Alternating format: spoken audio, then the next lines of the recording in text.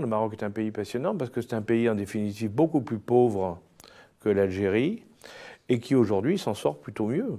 Alors oui, ça j'ai eu un ami, je ne peux pas le citer, mais qui occupe des fonctions en uniforme en Algérie et qui me disait, qui me confessait quasiment sa tristesse Oui. de voir qu'il vaut mieux être un cadre à Casablanca qu'un cadre à Alger, C'est parce terrible. que la qualité de vie et les Ouais. possibilités pour une famille de 4 personnes de Casablanca ou d'Alger sont radicalement différentes. Exactement. Radicalement différentes. Et la dégradation de l'Algérie, son isolement sur le plan diplomatique, l'impasse politique dans laquelle elle se trouve, et une économie quand même plutôt délabrée, même si les sous-sols sont riches, c'est une économie délabrée qui n'a jamais cherché, et aujourd'hui moins qu'hier, à faire une transition pour diversifier cette économie. Donc le pays s'appuie entièrement, essentiellement sur les revenus des hydrocarbures, mais cela ne permet pas, et on le voit, il y a des poches de pauvreté en Algérie qui sont terribles. D'ailleurs, il suffit de se promener à Alger. Hein.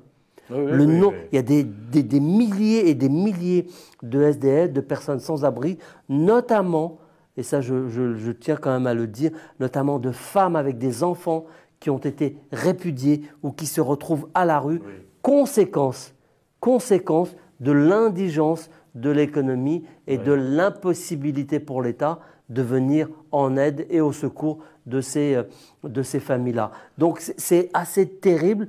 Humainement, évidemment, c'est insupportable. Et politiquement, on se dit, mais quel gâchis!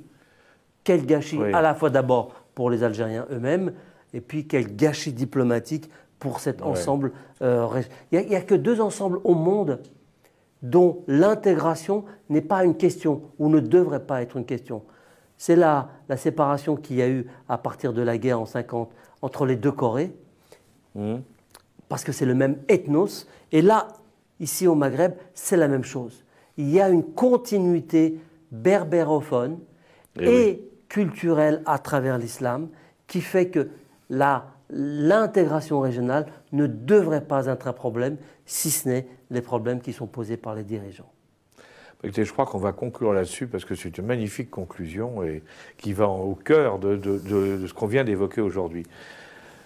Mille merci, Kader Abdelrahim, pour être venu partager votre expérience.